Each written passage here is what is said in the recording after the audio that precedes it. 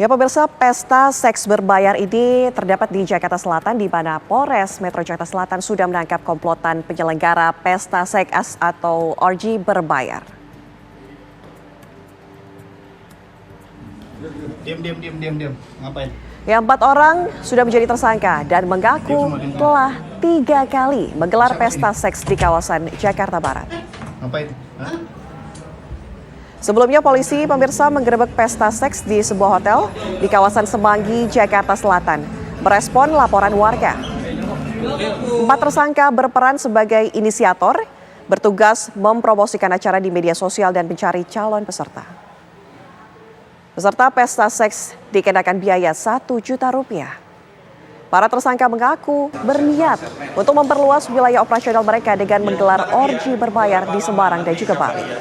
Polisi masih mengembangkan kasus ini. Apakah tersangka juga merekam pesta seks dan juga menjual rekamannya? Keempat tersangka dijerat pasal ITE, pornografi dan KUHP dengan ancaman penjara hingga 12 tahun.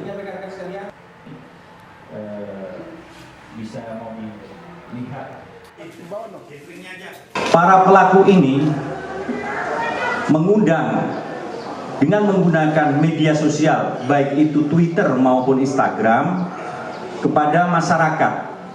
Bagi masyarakat yang berkeinginan agar memberikan uang terlebih dahulu sebesar Rp1 juta, sehingga akan ditentukan hari dan tempatnya. Untuk selanjutnya, kejadian ini bukan sekali ini saja. Setelah kami melakukan pemeriksaan, sudah 3 kali. Bagaimana kemudian dari sisi hukum atau kriminolog Bapak Mansur Herman ini menilai pesta seks berbayar ataupun orgi ini sebenarnya sulit dijerat pidana kecuali pesta tersebut ini melibatkan peran muncikari atau anak di bawah umur. Dan penyebaran informasi penyelenggaraan orgi juga bisa jadi pintu masuk hukuman pidana jika disebarluaskan melalui media sosial. Dalam industri seks yang paling terkena secara hukum adalah orang-orang yang menyediakan sarana pertemuan antara PSK dengan pemelacurnya. Jadi para germo, para mucikari yang terlibat di situ yang menyediakan tempat untuk pertemuan dan kemudian melakukan transaksi seksual di situ, itu yang paling harus disoroti dan bisa terkena pidana. PSK-nya sendiri seharusnya tidak.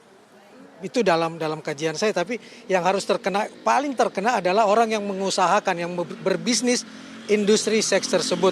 Jadi para germo, para mucikari ini yang paling utama harus digerebek dan ditangkap oleh pihak kepolisian dan kemudian dimajukan ke dalam proses hukum. Ya. Apakah orgi hanya digerebek karena faktor flyer promosi di medsos yang tersebar sehingga dianggap melanggar Undang-Undang ITE, Kang? Ketika ditransmisikan ke media elektronik, berarti dia berkaitan dengan Undang-Undang ITE. Apalagi kalau pestanya tersebut misalnya dimunculkan di media sosial. Pasti dia akan terkena Undang-Undang ITE kalau kita lihat pada pasal-pasal tentang bagaimana mentransmisikan perbuatan-perbuatan asusila di media sosial. Kalau tidak dimunculkan di ITE, di media sosial, dia tidak terkena Undang-Undang ITE karena itu khusus untuk apa yang muncul di media elektronik. Apa sebenarnya hukuman yang pantas bagi para pelaku orgi? Yang harus betul-betul disasar adalah mereka-mereka yang menyediakan sarana terjadinya pertemuan antara PSK dengan pemelacurnya.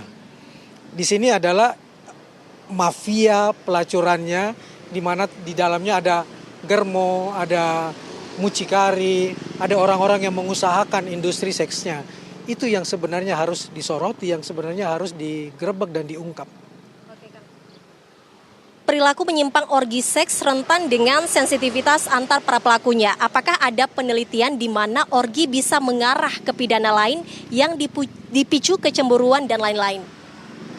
Jika dilakukan di ruang publik, tidak di media, akan tidak muncul dalam media dan menjadi tanggung jawab masing-masing, akan susah masuk hukuman di dalamnya. Kecuali misalnya di dalamnya ada pasangan yang sudah suami istri, lalu kemudian melakukan hubungan itu dengan orang yang belum bersuami istri atau dari pasangan lain dan salah satu pasangannya melaporkan hal tersebut. Itu satu. Yang kedua, melibatkan anak-anak di bawah umur. Itu pun akan kena pasal hukum. Itu yang paling jelas terkena pasal hukum di dalamnya. Dan industrinya, mereka yang menyediakan industri tersebut, itu yang bisa dijerat untuk pasal-pasal hukum. Lantas pemirsa, faktor apa saja kemudian yang biasanya melatar belakangi sekelompok orang untuk menggelar pesta seks orgi dan juga bagaimana pula tingkat resiko kesehatan baik secara fisik maupun psikisnya. Kita akan bahas bersama dengan pakar psikolog seksual Zoya Amirin. Selamat siang Mbak Zoya. Selamat siang. Ya Mbak Zoya, kalau kita lihat perilaku seperti ini bisa dikategorikan sebagai perilaku menyimpang. Apa sebenarnya yang melatar belakangi bisanya terjadi perilaku menyimpang seperti ini? Sebelum kita ke situ, masalahnya perilaku menyimpang bagi psikolog gitu ya, dengan perilaku menyimpang menurut orang awam ini adalah dua hal yang berbeda. Kalau kami sebagai psikolog, ketika kami akan mengatakan sesuatu menyimpang atau tidak, kami harus mengacu kepada DSM yang kelima atau Diagnostic Statistical Manual for Mental Disorder. Nah, pada DSM yang kelima ini, penyimpangan seksual itu tidak termasuk dalam yang namanya orgi ini gitu ya. Kalau ada pedofile, exhibitionist, transvestite dan sebagainya, BDSM, sadomasokis gitu, itu adalah perilaku-perilaku yang menyimpang. Nah, tapi meskipun ini bukanlah sebuah penyimpangan perilaku seksual, tapi memang tidak normatif di masyarakat.